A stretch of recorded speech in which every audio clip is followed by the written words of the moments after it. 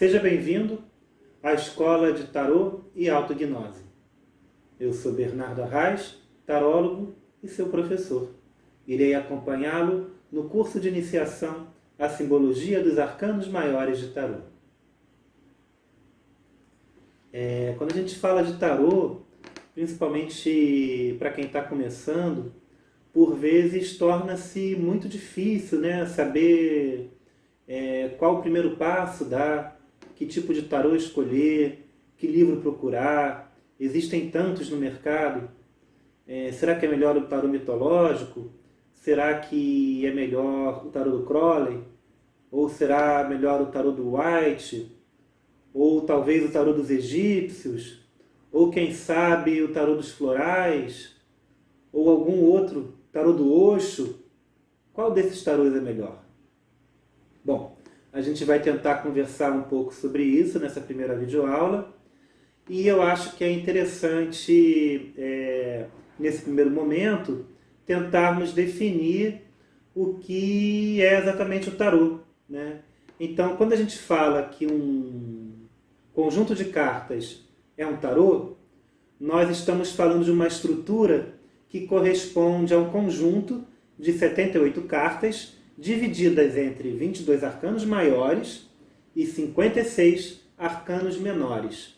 Os arcanos maiores são cartas que têm imagens de ampla significação.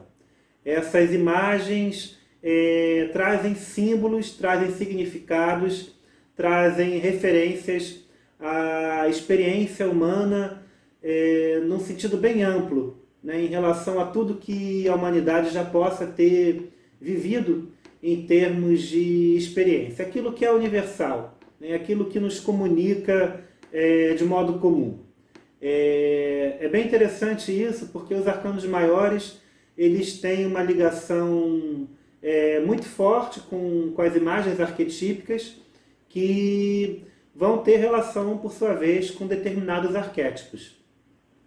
A gente vai aprofundar mais para frente esse tema de arquétipo, de imagem arquetípica, que tem uma relação que, na verdade, vem da teoria junguiana. E os arcanos menores, eles trazem símbolos e significados que se referem a aspectos mais ligados à individualidade, né?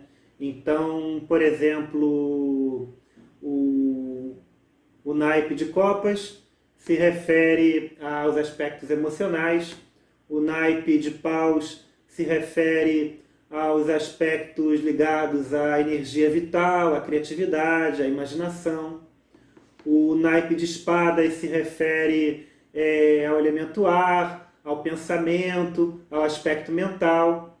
O naipe de ouros se refere ao elemento terra, né, aos aspectos ligados à materialidade, saúde, corpo, finanças, trabalho, o modo como a pessoa lida com a materialidade. Então, esses 4 naipes que constituem a divisão dos arcanos menores vão conversar, dialogar sobre esses aspectos. Mas isso é material para um outro curso, porque nesse nós vamos falar sobre os arcanos maiores. Sendo assim, é interessante pensar sobre o tarô e a sua história. É interessante também, quando conversamos sobre a origem do tarô, pensar qual teria sido a sua origem regional. Será que o tarô surgiu entre os povos ciganos, dado a sua propensão aos jogos divinatórios? Será que o tarô surgiu entre os egípcios, visto a relação com a palavra tarosh, que significaria caminho real? Existem algumas especulações dessa natureza, mas nada exatamente comprovado. O que se sabe, de fato, em termos de registro histórico, é que o primeiro tarô pintado à mão foi feito a pedido de Visconti Sforza no século XV. Visconti Sforza, no século XV. Mas é interessante pensar que, entre essas discussões, das possíveis origens, existe uma história que fala de uma origem simbólica do tarô, que é algo bastante interessante. Segundo esse mito, essa história que está citada no livro do Moebius, vocês vão ver a referência bibliográfica na apostila que vocês podem baixar aqui no canal do curso.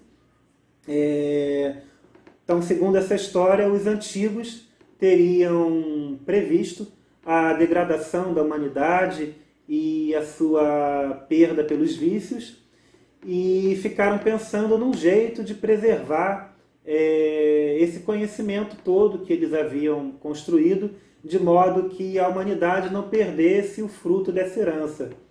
E considerando então a degradação e a tendência aos vícios, eles perceberam que a melhor forma de esconder esse conhecimento sagrado seria dentro de um jogo.